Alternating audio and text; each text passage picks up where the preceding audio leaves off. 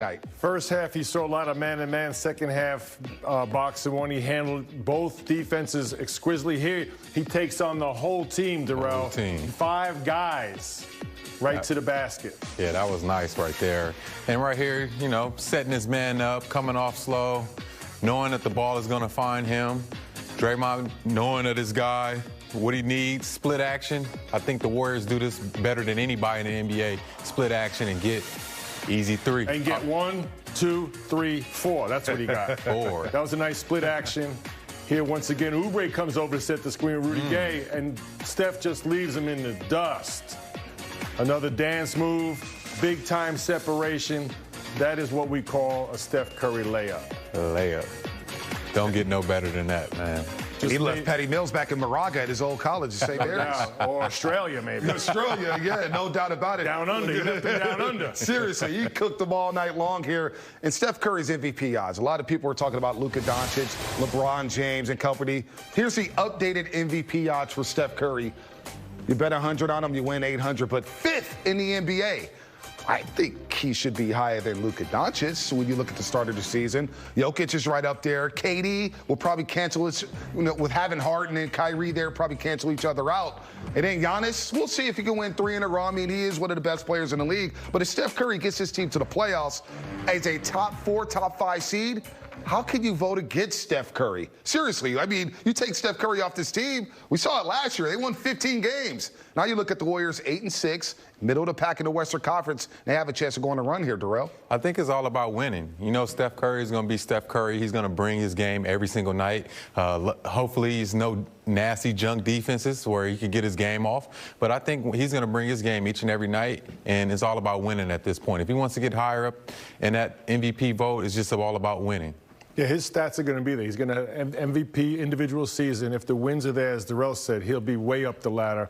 And I look at that list, after 14 games, he'd be 1 or 2. I'd have him and Giannis as 1 and 1A. Right. The rest of those teams, Brooklyn's established themselves. Denver and Dallas are struggling right now. Right. They're not even playoff teams, right? Yeah, so I'd have him 1 and 1A right now. I know Dallas had a big victory today, but, I mean, Luka, it was really Porzingis tonight with 27 and 13. Luka had a solid, okay game, 13 points, 12 assists. The record is right there, 500. Yeah. Their Warriors are better right now. Yep. So this is a play in the third quarter, though. We got to talk about defense, right? We know offense sells the tickets, but defense gets you deep into the playoffs here. There's a play in the third quarter that Malik loved that had him going here. Well, it's been a big emphasis by Steve Kerr and his staff to play team defense. Here they get back in transition, stop the ball, force multiple passes, contest.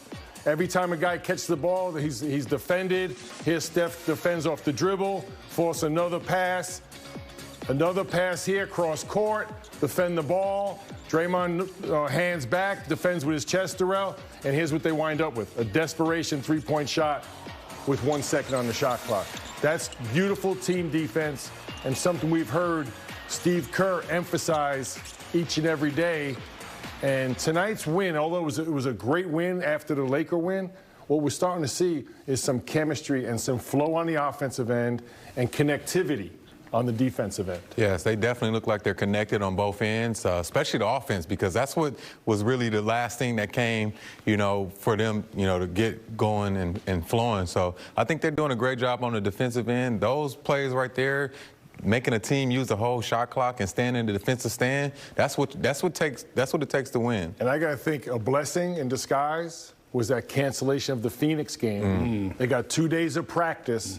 They just look so much more fluid on offense and defense. Spurs tonight shoot 36% from the floor. That's right, 36%, but the three-point line, 4 from 33. That's 12%, folks. This ain't the 90s, 80s. You're not going to win like that. 4 for 33 from the three-point line here. And let's talk about the young fella, 19-year-old James Wiseman. A lot of people, the instant gratification era. Oh, what's going on with him, man? 4 points, 3 rebounds against the Lakers. And Anthony Davis, man, maybe he needs to come off the bench. He's not ready yet. Well, he looked more than ready tonight. He was ready to go against Aldridge. He was breaking the rim today, Darrell. Hanging on the rim left and right. Warriors found him for some easy lobs here as he had a career-high 20 points. Yeah, and I think what Wiggins said right after the game, this is a learning experience for him. It's a long season, and, you know, if he keep being in the right places, that dunker area, he's going to see a lot of easy layups, a lot of lobs over the top of the defense. So, hey, man, it's a long season. I know this is going to be one of those feel-good games that's going to carry over to the Knicks game. So, man, he's in the right spots. He just got to keep doing what he's doing.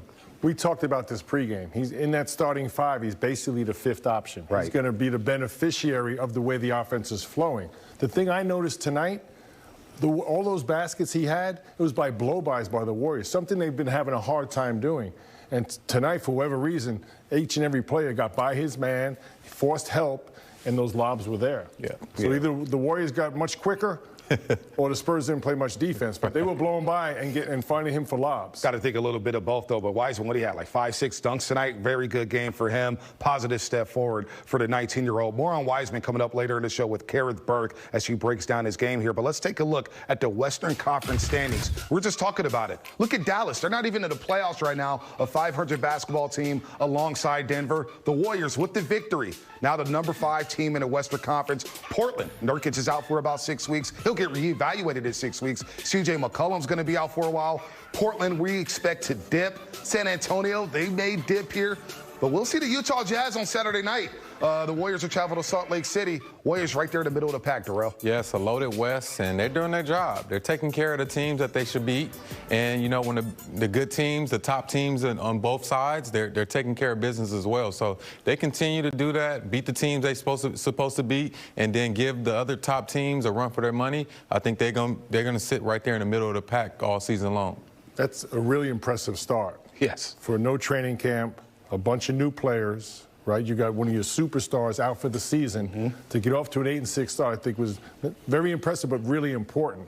Because if they were down, you know, 8, 9, or 10 now, right, it becomes a big-time struggle. So a great 14-game start and continued success. That's what they got to really take each day at a time. They had the third toughest schedule coming into tonight. Think about that. Young team, haven't played well together. Third toughest schedule coming into tonight. It lightens up a little bit here in the next 4 games, but that is very impressive with wins over the Lakers and the Clippers. Wins over the Lakers and Clippers, so big-time momentum here for the Golden State Warriors in the West, and then we'll see them here. The New York Knicks tomorrow night on a back-to-back. Tough team. Thibodeau has them playing well. Julius Randle's having a monster season, and, of course, the Utah Jazz. Then they play Minnesota for 2 games here, so if you can go 3-1, get greedy, maybe go 4-0. The Warriors, I think, will be sitting pretty going into their next stretch here. Well, I think the thing that they've done best is coming to each and every game with a game plan, offensively and defensively, and sticking to it.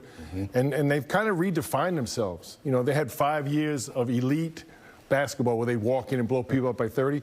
They seem to be a blue-collar, gritty, do whatever we have to do that game to get the W. Definitely. They just got to come in and be scrappy. I think they're doing a great job this season with the carryover. They come off a good game, a good win, and the next game you see the energy, how they get off to a good start. I think tonight was the first game that they played a complete 48-minute game all season. So if they continue to do this and bring that same energy against these teams that they have coming up, they're going to be sitting good after this homestand. No doubt about that. Big-time win for the Golden State Warriors. Wire to wire. Spurs only make 4 threes tonight. We'll hear from Kareth Burke a little bit later, and we'll hear from head coach Steve Curry on the other side about tonight's wire-to-wire win.